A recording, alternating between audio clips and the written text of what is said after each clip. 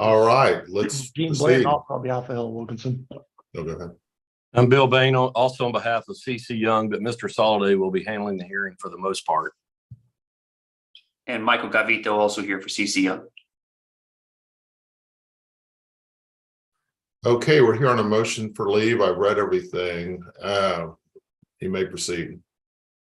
Judge, I think this is pretty simple, that we have liberal pleading. We clarified we did not add a cause of action. We had causes of action for breach of contract. We had causes of action for liquidated damages. We had a detail in there saying they had met petition's precedent. All of the pleading did is clarify those and extrapolate a little bit to conform the pleadings to the evidence that's been heard this summer. The breach of contract claim and the negligence claim against D2 were pled originally. It's just adding a few more details to it. There's no new cause of action or new claim that's been asserted. Okay, response? Larry, do you want to start, or would you rather I do it? Sure, no, I'll go ahead. Your Honor, this is Larry Johnson for D2 Architecture. This case was filed in 2020. This is at least the second, maybe the third scheduling order in this case. There was a deadline of April 28th, 2023 to amend pleadings. The original claims in this case against D2, which is the architecture firm, were pled in August 2021. That was more than 2 years ago. Those claims have remained unchanged until now. It's a week before trial. CC Young's trying to add claims for delay, add claims for liquidated damages. Those have never been pled. They were not in the original third-party petition.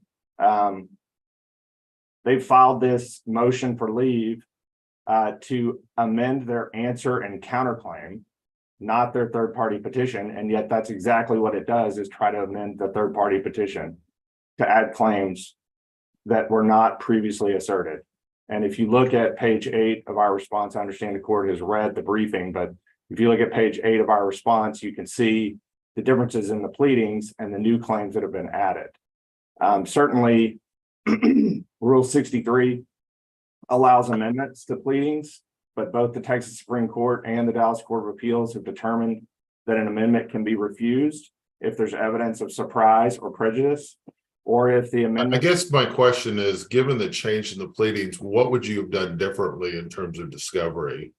Well, Your Honor, the answer to that is we would have retained an expert to discuss the validity of the claims for delay, the validity of the claims for liquidated damages. Neither of those are allowed by the contract in this case. We would have certainly conducted depositions differently had we known that these claims were going to be made. So there's multiple things that we would have done differently if we had known that these claims were going to be asserted, but they never were. Judge, may I respond? You may. First off, clarification, we don't have a claim against D2 for liquidated damages. Maybe it's that we're not claiming that we are owed any liquidated damages from D2. The basis of this has been and has always been that Hill and Wilkinson has asserted delay claims against my client and has asserted those claims are due to design issues.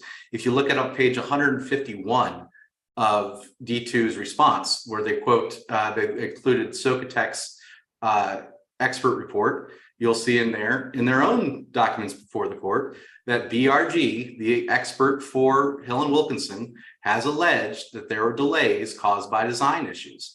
This has been a known issue throughout the case. It was in the original RFD responses from Hill and Wilkinson that they were blaming design issues for causing delays on the project.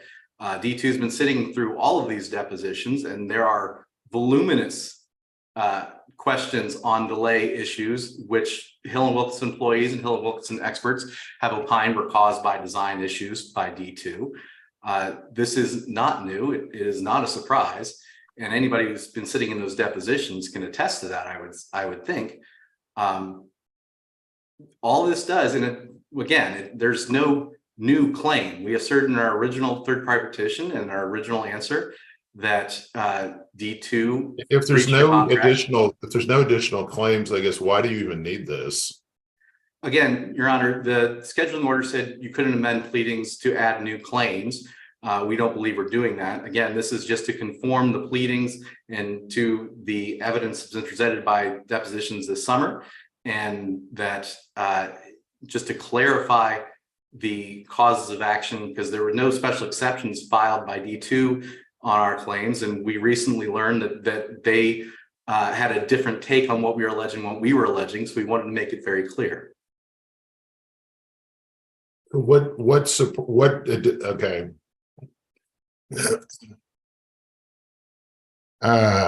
So you guys have a trial setting coming up in week after, a little over a week. So I'm going to go ahead and deny the motion for leave. I don't know that it's really necessary to add this, it sounds like. So is there an order prepared for that?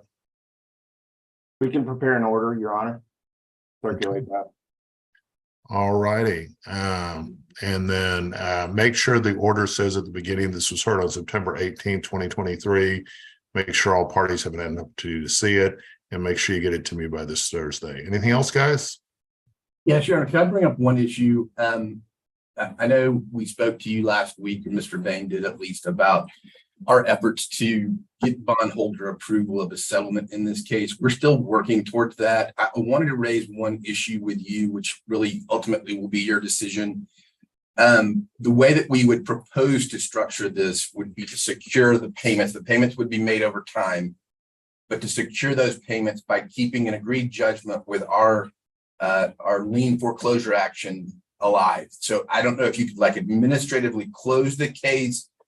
I don't know how you do that logistically, but for the I don't typically love doing that. This is just a problem with been around the block so many times. I'm not saying I never do it. I just don't typically like doing that. But if you get to a point where you have a settlement and that's the only sticking point, bring it back to me. We can talk about it. Fair enough. Thank you, Your Honor. Thank you, Your Honor. All right. Anything else, guys? Judge, I've just got one question. If we do end up going to trial next week, which I guess will be dependent on the bondholder settlement negotiations. While I know we have a pretrial conference set for the morning of trial, I believe, but given all the parties, we have the plaintiff, the defendant, the third party plaintiff and defendant, and This then we is have a non-jury, right? It is. I'm just trying to, and then we have three, what I'm going to call consolidated plaintiffs, the three plaintiffs who had filed separate lawsuits and we were brought in. Do you have any idea of kind of the order of the proceedings that would occur at trial? And I'm assuming Hill and Wilkinson would put on their case in chief first, but then after that, for trial prep, it may help us all to at least kind of know So let's think. Well, that's a really good question. Actually, don't think I've ever had that come up. So you have three plaintiffs that were consolidated into this case. Yes. So they're not interveners, they're consolidated plaintiffs. This is not a ruling. This is just the shoot from the hip. Unless there's, obviously I'm going to follow the law. So if there's some case law out there that I'm not aware of, then I would follow whatever the law is. But shoot from the hip, I would assume the plaintiff would go first, then the consolidated plaintiffs, then if there's any interveners, then the defendants, and then any third party defendants any third party defendants. That's what I would typically do, is that, but again, if you guys want to brief that issue, I definitely have not dealt with that before. I've dealt with plaintiffs. I always do plaintiffs, interveners. My vague recollection of the law, and this has been a long time ago, is that I have discretion on that issue.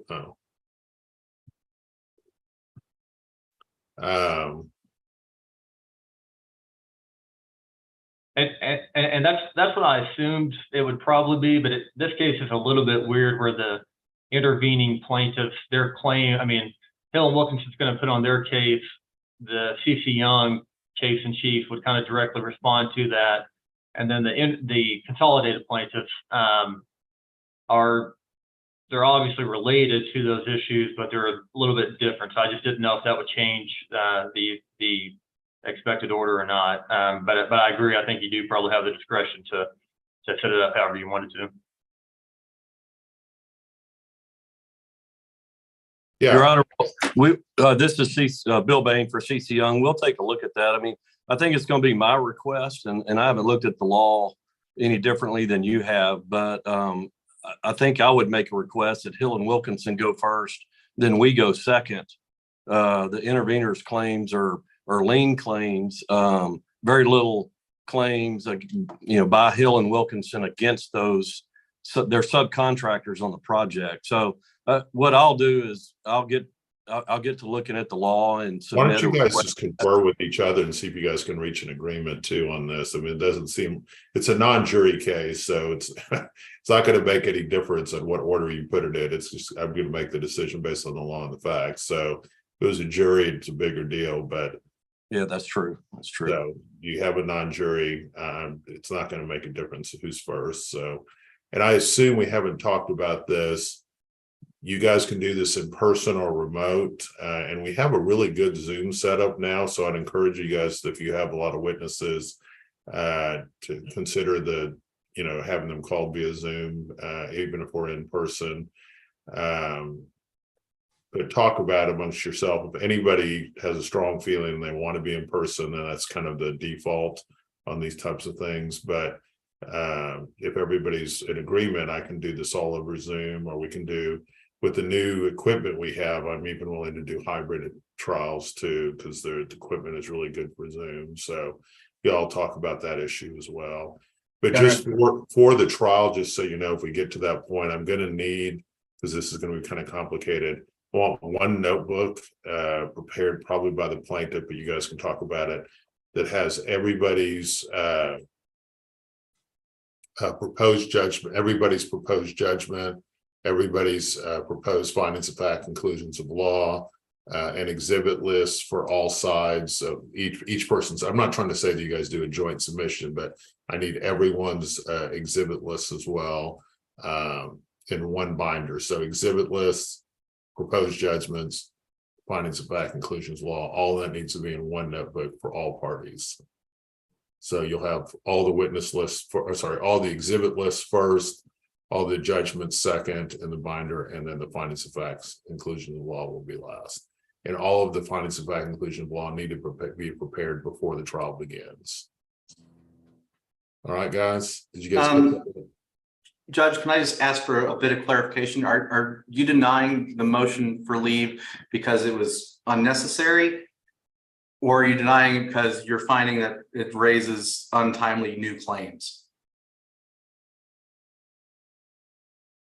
Probably both. I mean, why create? I guess part of it, I mean, yeah, for both reasons. So, but anything else? Your Honor, on the exhibits, do you want those in electronic format submitted to the court? Because they're quite voluminous.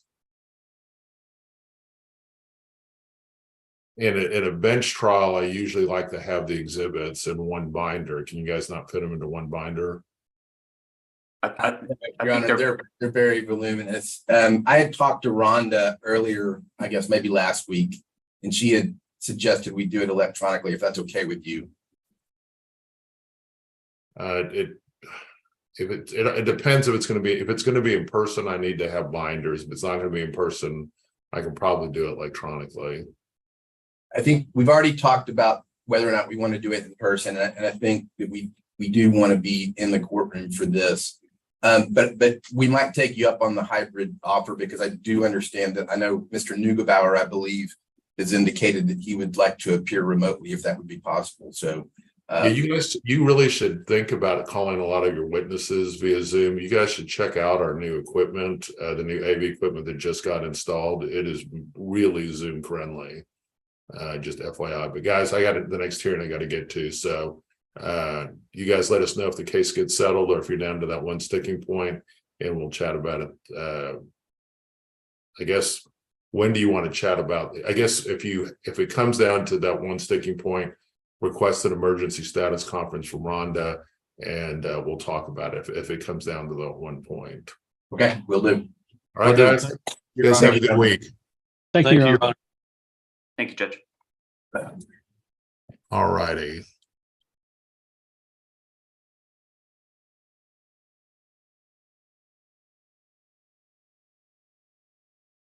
Patterson v. Harbison, are both sides here on that? Just plaintiff's counsel, Your Honor, Attorney Sergio Alemán for the plaintiff. It's plaintiff's Okay. counsel. Did you provide notice of this hearing to your client? Yes, Your Honor, we filed it with the court. We did. And you gave him the Zoom link? Yes, Your Honor, we haven't been, it was delivered on August 2nd, yes. The notice of the hearing and the Zoom link? Oh, no, Your Honor, that is my letter. No, we did not, Your Honor, so I apologize to the court. We'll amend and refile, Your Honor. Okay, I mean, you don't need to do anything to amend the motion to withdraw. We just need to make sure that the client knew about the motion to withdraw and the hearing for the motion to withdraw. So, and if you have an email address, Rhonda can email the Zoom link directly to them if that's helpful, but I don't know that we have that. I do have an email address. We'll just go ahead and reset this hearing, Your Honor. Okay, let me just check the trial setting on this real quick.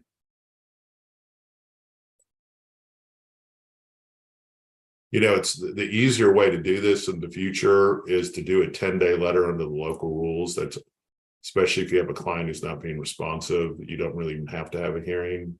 So you might want to check if you do want to amend it and avoid a hearing, the 10-day letter is usually the best way to do that. If there's no objection, then I can just sign it. We did file a 10-day letter on July 28th, Your Honor. Was it attached to the motion? We filed it separately because I think it came back. Okay, let me see. I didn't see it attached to the motion.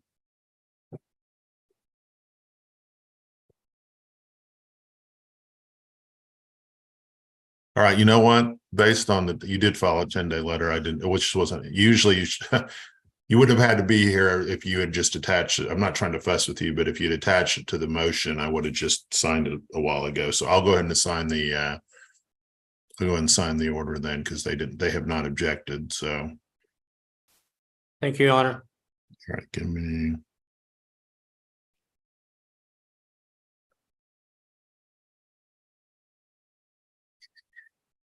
Okay.